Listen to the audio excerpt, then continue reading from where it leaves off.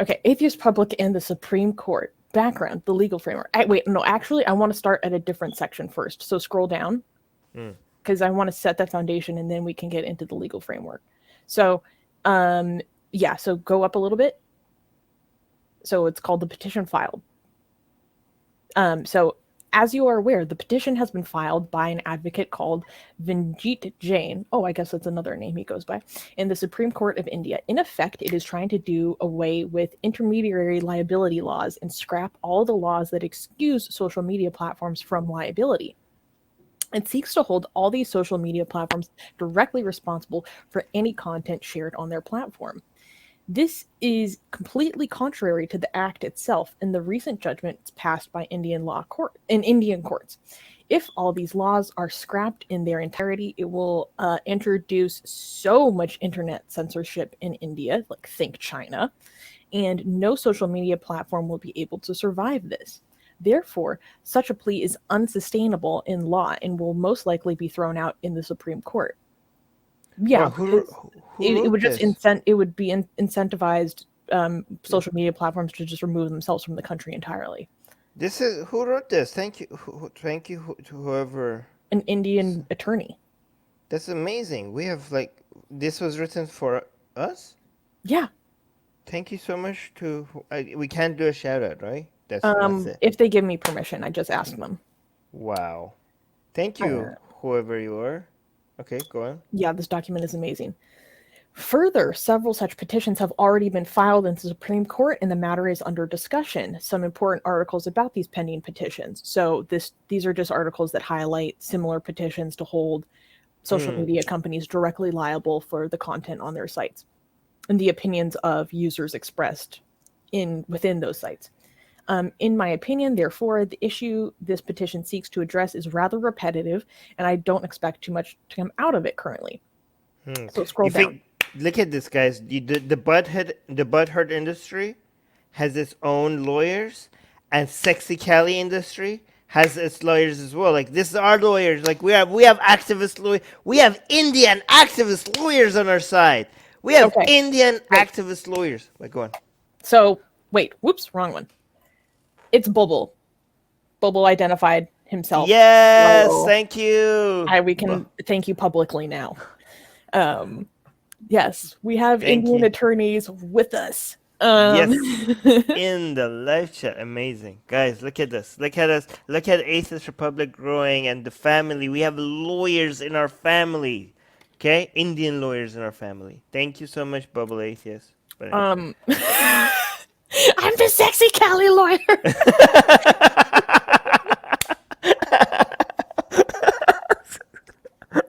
You deserve that title, sir. This document is amazing. Oh my god. I love this. I love this family. Okay, continue. Yeah. Where do I go? Bubble also sends me a lot of really good news that we cover on the show as well. So just shouts out as to an all-around awesome member. So, and they woke up really early to watch this stream. So scroll down because let's talk about the context of this. Okay. The context of this petition. As per the news article, the petition seeks to regulate, quote, hate speech and, quote, fake news in the wake of recent communal violence. So once I read this, I want to give my commentary. For context, the Bangalore Riots started when a politician posted a derogatory meme of Prophet Muhammad. Muslim groups in Bangalore rioted outside his uncle's home, burnt it down, and also burnt down about 20 vehicles. Yeah, we covered this. Police acted on the same and shot a couple of those Muslims. Before that, and more importantly, the Delhi riots occurred in January of 2020. It was later found that several provocative and communal WhatsApp forwards were circulated along with some fake news, provoking people into rioting. Evidence of WhatsApp groups such as Qatar Hindu Ekta or Staunch Hindu Unity, where such riots were planned, was also found. Here, the version of the BJP and the Delhi the version of the BJP and the Delhi police is that the riots were caused by anti-CAA protesters, whereas the version of the local Muslims is that the riots were executed by BJP and their men, along with police aid and support. And then they give their commentary saying, I personally believe the latter version, as I have worked with victims of Delhi riots and confirmed their houses were systematically burnt down and the victims of the riots were all largely Muslims. Subsequent, and Amnesty International has done a lot of work to expose how the Delhi police were involved in that incident. Yeah. And subsequently, they Fake news is that a fake news. This is Westerners that are for some reason trying to embarrass India. Western media and Western advocate, like human rights advocate organizations, for some reason they have raised money and just want to ruin the image of India for no apparent reason at all. But that's apparently the conspiracy theory. Oh, This no, is no. all It wasn't fake just news. that they were raising money. Amnesty International had their bank's account frozen by the Indian government because they were I know. accusing them of foreign funding, which is against Indian law. No, but And money laundering. but I'm saying that everything they don't like, they say it's fake news, and every time I ask why would these organizations and why would these media and why were these human rights group, why is it in their interest to come and focus on India and for some reason make India look bad? Like, what is that? Why would this be their agenda? I never get an answer. It's just is. It's just for some reason they have it. They made it their agenda to go against the Indian Oh, I have government. the answer for you. What? Hinduphobia, obviously. Yeah, Hinduphobia. Wow, there's Hinduphobia. Like all these organizations, they just like manage to raise money and create like put people on job because they all just agreed that you know what it is, guys. Like you know what motivates us? We just hate Hindus, and we have, and that's why we're doing this. It's not because there's human rights violations. No, no, no, no. We just hate Hindus, and that's why we're doing this. Like Oh, when you do conspiracy theory, guys, let me give you some advice. When you do conspiracy theories, okay, you have to give the villains in your stories. You have to give them a good motive. You know, when people write, you know how people watch movies and they see the villain and the villain, they don't understand why the villain is doing. They can't relate to the villain because you didn't give them a good movie, a good motive. That's you guys. You're not giving the villains in your stories a believable motive. But go on. What is it? Did you highlight somebody? Oh, Bubble was saying what I was about to say. It's an Islamist communist missionary agenda to break India, guys.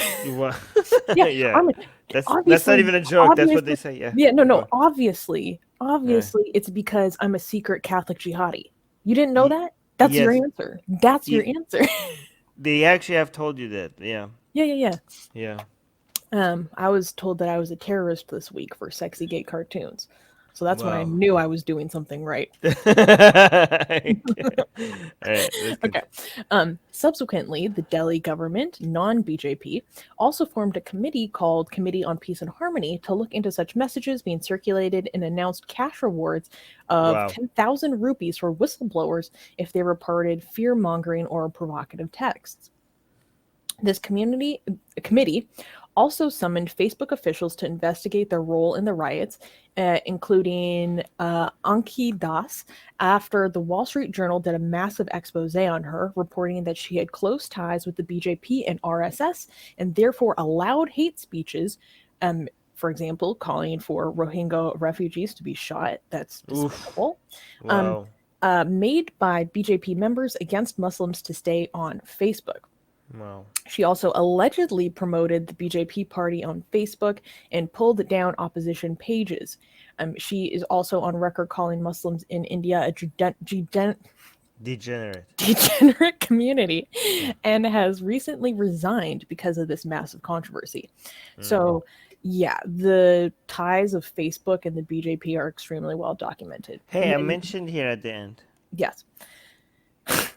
Hey, that's me. It's me. Why am I here? Okay.